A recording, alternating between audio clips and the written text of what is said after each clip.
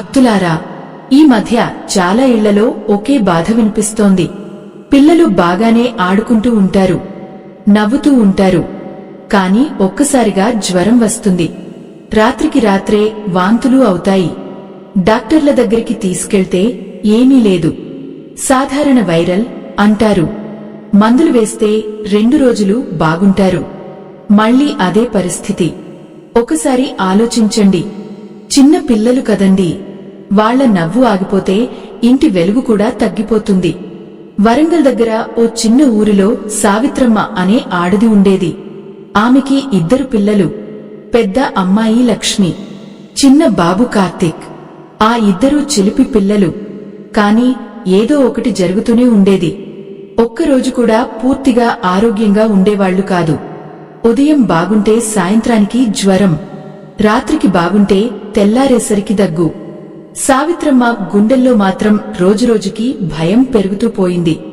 ఒకరోజు ఆమె పక్కింటి అక్క అడిగింది, ఏమ్మా, పిల్లలు మళ్లీ బాగోలేరా అని. వెంటనే సావిత్రమ్మ కళ్లలో నీళ్లు వచ్చాయి. ఏం చేయాలో అర్థం కావట్లేదు అక్కా, మందులు వేయిస్తున్నా, దేవుడిని ప్రార్థిస్తున్నా, కాని ఏదో కనిపించని భారంలా పిల్లల మీద ఉంది అంది. అప్పుడు ఆ పక్కింటి అక్క మెల్లగా చెప్పింది, కొన్నిసార్లు పిల్లల మీద దిష్టి చాలా గట్టిగా పడుతుంది. ముఖ్యంగా వాళ్లు అందంగా ఉన్నా, తెలివిగా ఉన్నా, అందరూ మెచ్చుకున్నా ఆ చూపుల బరువు చిన్న పిల్లలు తట్టుకోలేరు అంది. నిజమే కదండి, మన ఊళ్లలో పెద్దలు ఎప్పుడూ ఒక మాట చెప్పేవాళ్లు, పువ్వు ఎంత అందంగా ఉంటే అంత జాగ్రత్తగా కాపాడాలి అని. చిన్న పిల్లలు కూడా అలాంటివాళ్లే.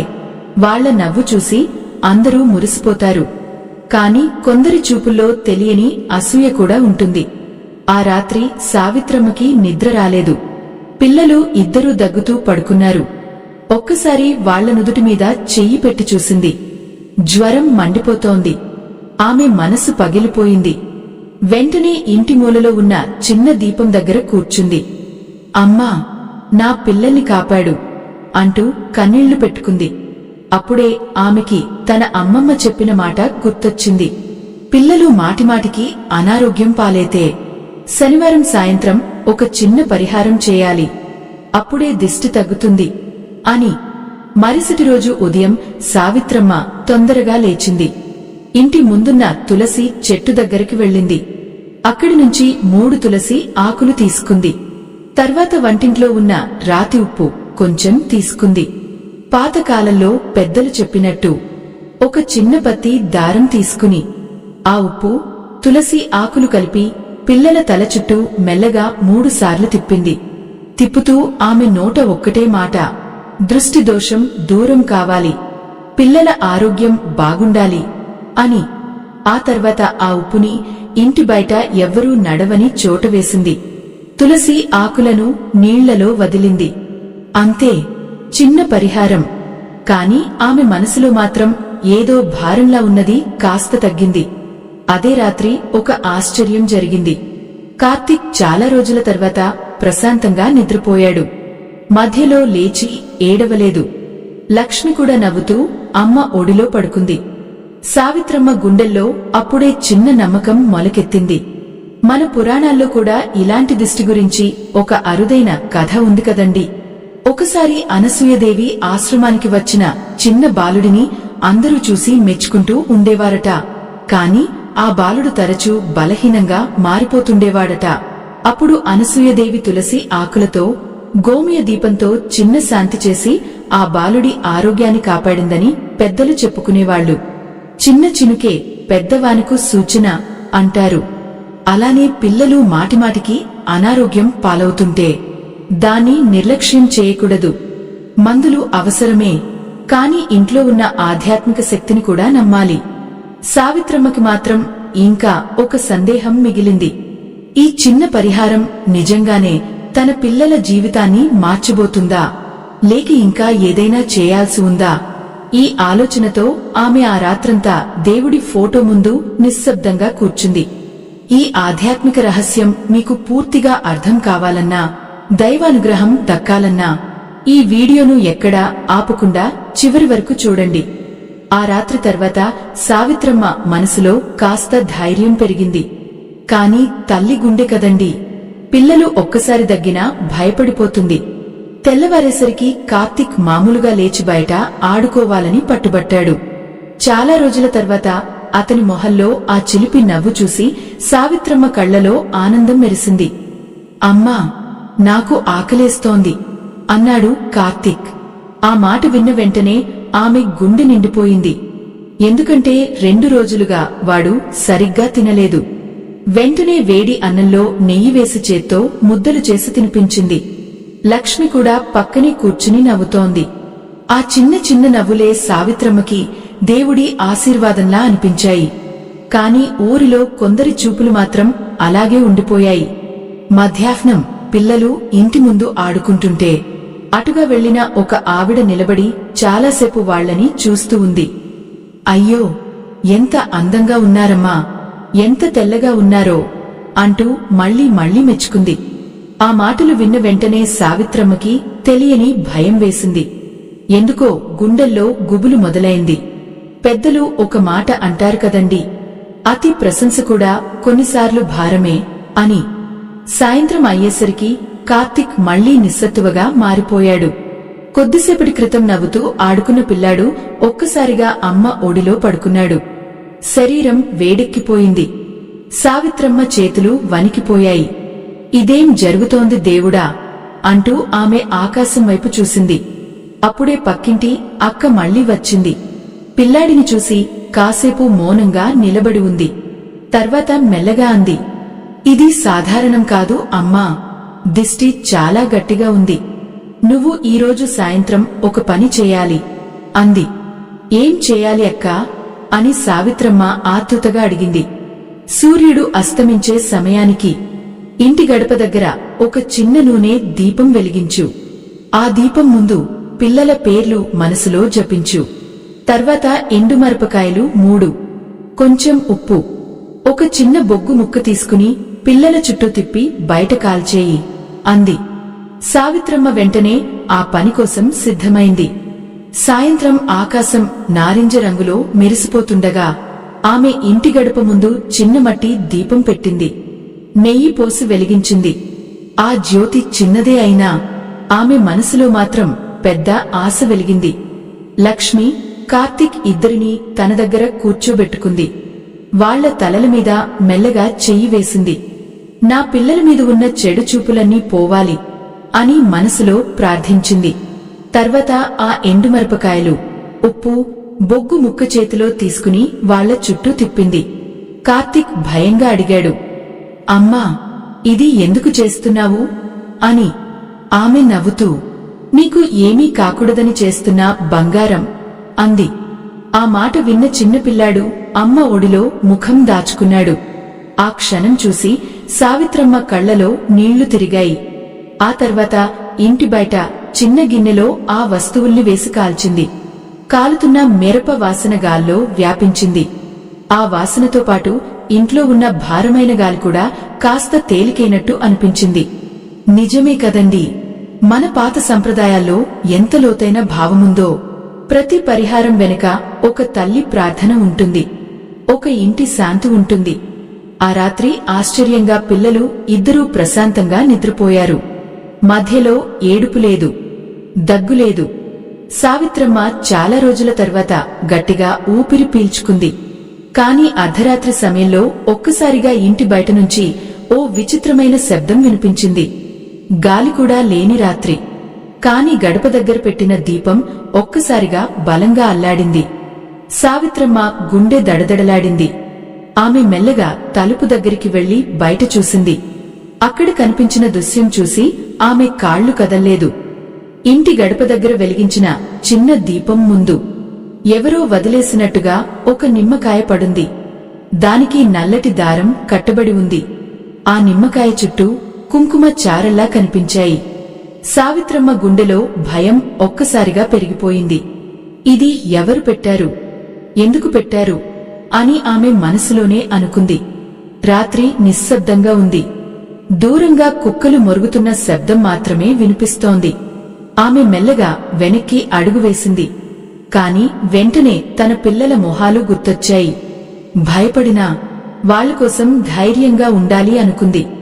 ఆమె వెంటనే ఇంట్లోకి వెళ్లి తలుపు మూసుకుంది. దేవుడి ఫోటో ముందు కూర్చుని చేతులు జోడించింది. అమ్మా, నా పిల్లల్ని కాపాడు అని కన్నీళ్లు పెట్టుకుంది. తెల్లవారగానే పక్కింటి అక్కని పిలిచింది. ఆ నిమ్మకాయ సంగతి చెప్పింది. ఆ అక్క కాసేపు మౌనంగా ఉంది. తర్వాత మెల్లగా అంది, కొన్నిసార్లు పిల్లలు బాగుండకపోతే మనం చేస్తున్న పరిహారం వల్ల దిష్టి బయటపడుతుంది. భయపడకు, కాని ఇంకో చిన్న పని చేయాలి అంది. ఏం చేయాలి అక్కా అని సావిత్రమ్మ అడిగింది. ఈరోజు సాయంత్రం పిల్లలకి నుదుటిపై కాజల్ బొట్టు పెట్టు. కాని సాధారణంగా కాదు. దేవుడి ముందు దీపం వెలిగించి ఆ జ్యోతి నుంచి వచ్చిన పొగతో చిన్న బొట్టు తయారు చేసిపెట్టు. అది దిష్టి తగ్గించడంలో చాలా మంచిది అంది. సావిత్రమ్మ ఆ మాట విన్నాక కొంచెం ధైర్యంగా అనిపించింది. సాయంత్రం అయ్యాక ఆమె ఇంటిని శుభ్రం చేసింది. గడపకు పసుపు కుంకుమ పెట్టింది. తర్వాత చిన్న వెండి దీపం తీసుకుని వెలిగించింది. దీపం జ్యోతి మెల్లగా ఆగుతోంది. ఆ వెలుతురులో పిల్లల మొహాలు మరింత అమాయకంగా కనిపించాయి. ఆమె గుండె కరిగిపోయింది. తర్వాత ఒక చిన్న వెండి గిన్నె తీసుకుని దీపం మీద మెల్లగా పట్టింది. కాసేపటికి అందులో నల్లటి పొగ చేరింది. అదే కాజల్లా మారింది. సావిత్రమ్మ ఆ పొగని వేలితో తీసుకుని ముందుగా కార్తీక్ నుదుటిపై చిన్న బొట్టు పెట్టింది. దేవుడు నిన్ను కాపాడాలి బంగారం అంది. తర్వాత లక్ష్మికి కూడా పెట్టింది. ఆ చిన్నారి నవ్వుతూ అడిగింది, అమ్మా, నేను బాగైపోతానా అని. ఆ మాట విన్న వెంటనే సావిత్రమ్మ కళ్లలో నీళ్లు తిరిగాయి. నువ్వు ఎప్పుడూ బాగానే ఉంటావమ్మా అంటూ ఆమె పిల్లని గట్టిగా హత్తుకుంది. నిజమే కదండీ, తల్లి చేతి స్పర్శలోనే ఓ దేవుడి ఆశీర్వాదం ఉంటుంది. ఆ రాత్రి పిల్లలు ఇద్దరు బయట చంద్రుణ్ణి చూస్తూ కూర్చున్నారు. చాలా రోజుల తర్వాత వాళ్ల నవ్వులు మళ్లీ ఇంట్లో వినిపించాయి. కాని సావిత్రమ్మ మనసులో మాత్రం ఇంకా చిన్న భయం ఉంది. ఎందుకంటే ఆ నిమ్మకాయ విషయం ఆమెకి మర్చిపోలేకపోతోంది. ఆ సమయంలో ఊరిలో ఉన్న ఓ పెద్దమ్మ గురించి ఆమెకి గుర్తొచ్చింది. ఆ పెద్దమ్మ పేరు వెంకటమ్మ. వయసు చాలా, కాని ఆధ్యాత్మిక విషయాల్లో ఎంతో అనుభవం ఉంది. ఎవరికి దిష్టి సమస్య వచ్చినా ఆమె దగ్గరికి వెళ్లేవాళ్లు. మరుసటి రోజు సావిత్రమ్మ పిల్లల్ని తీసుకుని వెంకటమ్మ ఇంటికి వెళ్ళింది. వెంకటమ్మ పిల్లల్ని ఒక్కసారి చూసింది. తర్వాత మెల్లగా నవ్వింది. పిల్లల మీద చాలా ప్రేమ చూపులు పడ్డాయి. అందుకే ఇలా అవుతోంది అంది. ఇప్పుడు ఏం చేయాలి అమ్మా అని సావిత్రమ్మ అడిగింది. అప్పుడు వెంకటమ్మ ఓ అరుదైన పురాణ కథ చెప్పింది.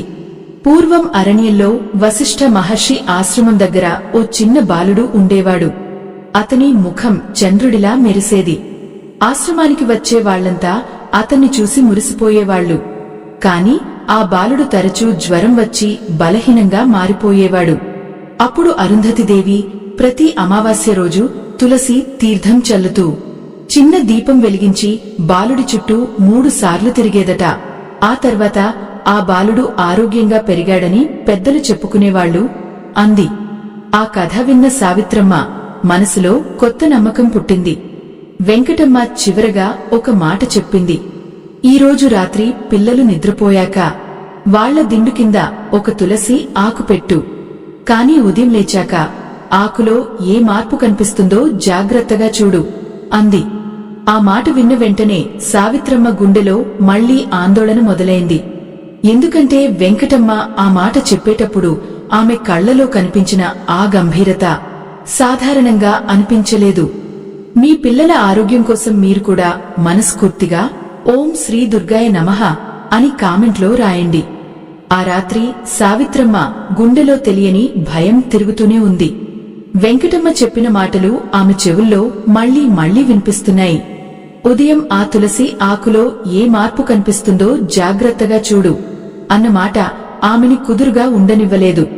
పిల్లలు ఇద్దరూ నిద్రపోయాక ఆమె మెల్లగా వెళ్లి వాళ్ల దిండ్ల కింద ఒక్కో తులసి ఆకు పెట్టింది. తర్వాత దేవుడి ముందు చిన్న దీపం వెలిగించింది. ఆ జ్యోతి ముందు చేతులు జోడించి కూర్చుంది. అమ్మా, నా పిల్లల్ని కాపాడు వాళ్ల నవ్వు ఎప్పటికీ ఆగిపోకూడదు అంటూ కన్నీళ్లు తుడుచుకుంది. రాత్రంతా ఆమెకి సరిగ్గా నిద్ర రాలేదు. చిన్న శబ్దం వచ్చినా ఒక్కసారిగా లేచి పిల్లల దగ్గరికి వెళ్లి చూసేది. తల్లి మనసు కదండి, పిల్లల మీద ప్రేమ ఎంత ఉంటే భయం కూడా అంతే ఉంటుంది. తెల్లవారుజామున కోడి కూయగానే సావిత్రమ్మ తొందరగా లేచింది. మొదటగా పిల్లల దిండ్ల కింద ఉన్న తులసి ఆకుల్ని తీసుకుంది. లక్ష్మి దిండు కింద ఉన్న ఆకు పచ్చగా అలాగే ఉంది. కాని కార్తీక్ దిండు కింద ఉన్న ఆకు మాత్రం పూర్తిగా ఎండిపోయి నల్లగా మారిపోయింది. ఆ దృశ్యం చూసి సావిత్రమ్మ చేతుల్లో వణుకు మొదలైంది. ఇదేం సంకేతం దేవుడా అని భయపడిపోయింది. ఆమె వెంటనే పిల్లాడిని లేపి చూసింది. కార్తీక్ ప్రశాంతంగా నిద్రపోతున్నాడు. మొహం కూడా కాంతిగా ఉంది. కాని ఆ తులసి ఆకు పరిస్థితి మాత్రం ఆమె మనసుని వదల్లేదు. తక్షణమే వెంకటమ్మ ఇంటికి వెళ్ళింది. ఆకును చూపించింది. వెంకటమ్మ కాసేపు కళ్ళు మూసుకుని మౌనంగా ఉంది. తర్వాత మెల్లగా అంది, భయపడకు అమ్మా, దిష్టి చాలా బలంగా ఉంది. కాని అది బయటకు వస్తోంది. ఇది మంచిదే అంది. సావిత్రమ్మ కళ్లలో నీళ్లు తిరిగాయి. నా పిల్లాడికి ఏమీ కాదుగా అని అడిగింది. ఏమీ కాదు, కాని వచ్చే పౌర్ణమి వరకు ప్రతిరోజూ సాయంత్రం ఒక చిన్న పని చేయాలి అంది వెంకటమ్మ. ఏం చేయాలి అని సావిత్రమ్మ ఆతృతగా అడిగింది. ఇంటి గడప దగ్గర ఆవు నెయ్యితో చిన్న దీపం వెలిగించు. పిల్లల పేర్లు జపిస్తూ 3 ప్రదక్షిణలు చేయి. తర్వాత వాళ్ల చేతికి చిన్న పసుపు దారం కట్టు అంది. సావిత్రమ్మ ఆ మాట విన్నాక వెంటనే ఆ పనిని మొదలుపెట్టింది. ఆ రోజు సాయంత్రం ఇంటి ముందు గాలి చాలా ప్రశాంతంగా ఉంది. ఆకాశంలో పౌర్ణమి వెలుగు మెల్లగా కనిపిస్తోంది.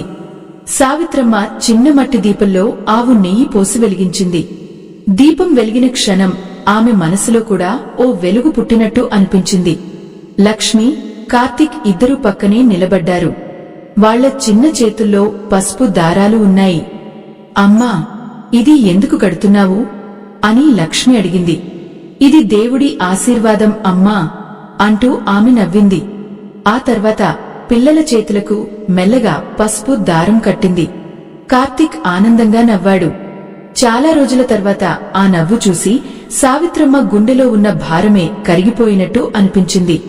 పెద్దలు ఒక మాట అంటారు కదండి, ఇంటి గడప వెలిగితే ఇంటి అదృష్టం వెలుగుతుంది అని.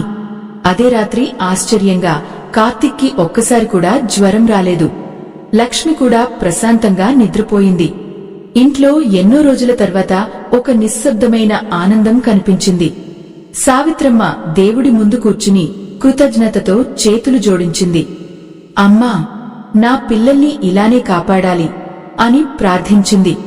అలాంటి మంచి భావంతో ఈ కథ వింటున్న మీలో ఎవరైనా తమ శక్తికి తగ్గట్టు స్కానర్ ద్వారా చిన్న సహాయం చేస్తే అది కూడా ఒక పుణ్యకార్యమే కదండి.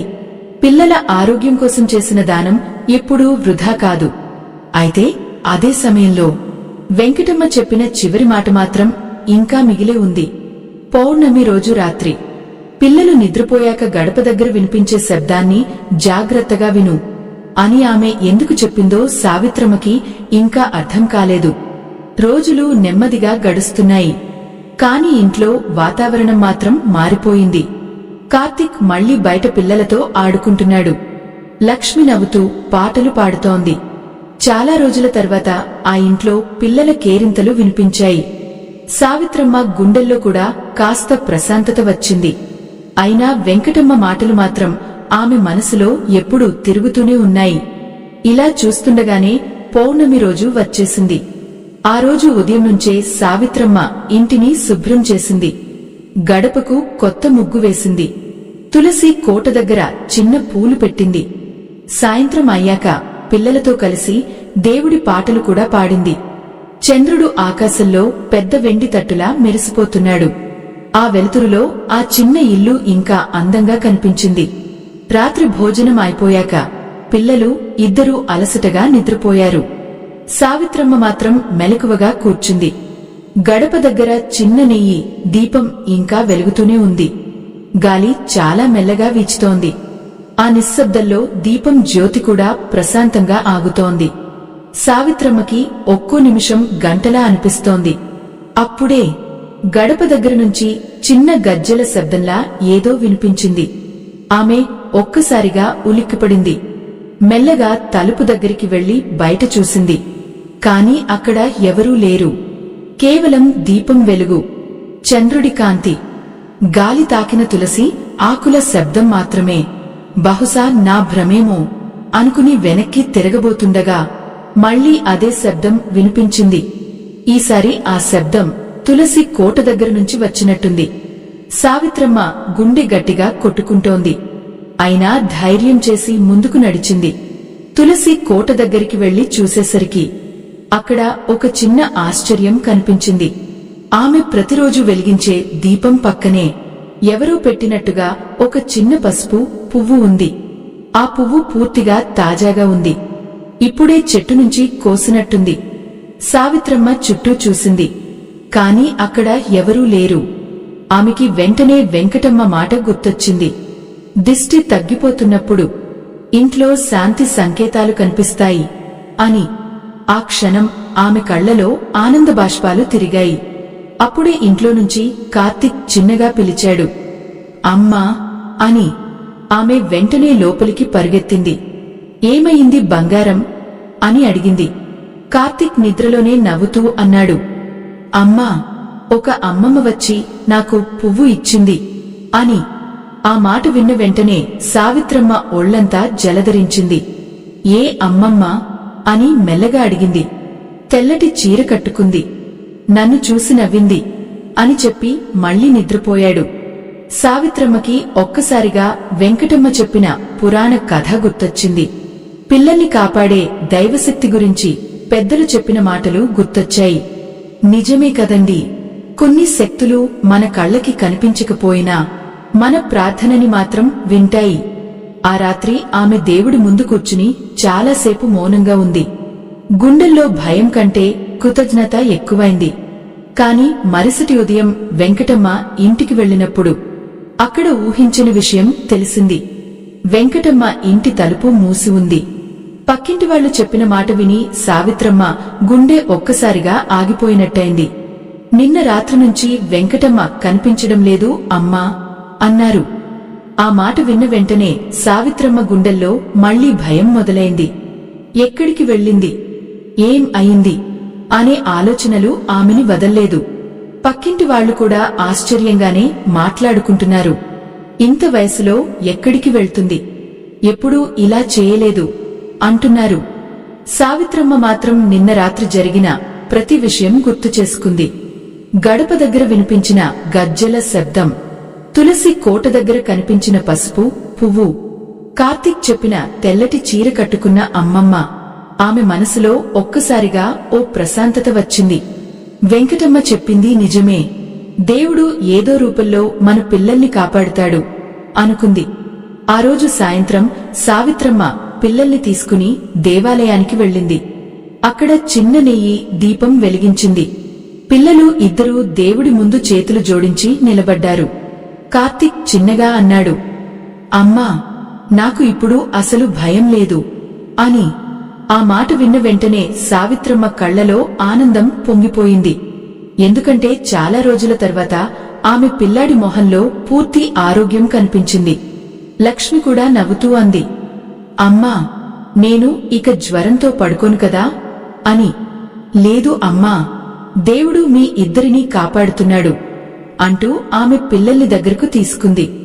దేవాలయం బయట చంద్రుడు మళ్లీ ప్రకాశంగా కనిపిస్తున్నాడు. ఆ వెలుతురులో పిల్లల మొహాలు మరింత ప్రశాంతంగా మెరిశాయి. నిజమే కదండి, ఇంట్లో ప్రేమ, ప్రార్థన, నమ్మకం ఉంటే ఎంత పెద్ద దిష్టి అయినా కరిగిపోతుంది. పెద్దలు ఒక మాట అంటారు, తల్లి ప్రార్థన ఉన్న ఇంటి గడప దాటే చెడు ఉండదు అని. ఆ రాత్రి ఇంటికి వచ్చాక సావిత్రమ్మ మళ్లీ గడప దగ్గర దీపం వెలిగించింది. కాని ఈసారి ఆమె చేతుల్లో భయం లేదు, కేవలం కృతజ్ఞత మాత్రమే ఉంది. ఆమె పిల్లలిద్దరినీ ఒడిలో కూర్చోబెట్టుకుని మెల్లగా చెప్పింది, ఎప్పుడు దేవుడిని మర్చిపోవద్దు బంగారాలు, మన మంచితనం మనల్ని కాపాడుతుంది అంది. అప్పుడే కార్తీక్ నవ్వుతూ అడిగాడు, అమ్మా, ఆ పువ్వు ఇచ్చిన అమ్మమ్మ మళ్ళీ వస్తుందా అని సావిత్రమ్మ చిరునవ్వు నవ్వింది. మనసు మంచిగా ఉంటే దేవుడు ఎప్పుడూ మన దగ్గరే ఉంటాడు బంగారం అంది. ఆ మాటలతో ఆ చిన్న ఇల్లు మళ్లీ ఆనందంతో నిండిపోయింది. రోజులు గడిచాయి. పిల్లలు ఆరోగ్యంగా మారిపోయారు. వాళ్ల నవ్వులు మళ్లీ ఇంట్లో వెలుగులు నింపాయి. సావిత్రమ్మ ప్రతి శనివారం గడప దగ్గర దీపం వెలిగించడం మాత్రం ఆపలేదు. ఎందుకంటే ఆమెకి ఇప్పుడు అర్థమైంది, పరిహారం అంటే కేవలం ఒక పని కాదు, అది మన ప్రేమ, మన విశ్వాసం, మన పిల్లల కోసం చేసే ప్రార్థన. తులసి ఆకు, నెయ్యి దీపం, పసుపు దారం, ఇవన్నీ చిన్నవే కావచ్చు, కాని వాటి వెనుక ఉన్న తల్లి మనసే అసలు శక్తి. మన పురాణాల్లో కూడా అరుదుగా చెప్పుకునే ఒక మాట ఉంది కదండి, బాలుడి నవ్వులో దైవం ఉంటుంది అని. అందుకే పిల్లల్ని కాపాడుకోవడం అంటే ఇంటి ఆనందాన్ని కాపాడుకోవడమే. ఈ కథ వినుతున్న మీ అందరికీ కూడా ఒక చిన్న మనవి, మీ ఇంట్లో పిల్లలు ఉంటే వారిని ప్రేమగా చూసుకోండి. వాళ్ల ఆరోగ్యం కోసం ప్రతిరోజు మంచి మాట మాట్లాడండి. ఇంట్లో ఒక చిన్న దీపం వెలిగించండి. ఎందుకంటే వెలుగు ఉన్న చోట చీకటి నిలవదు.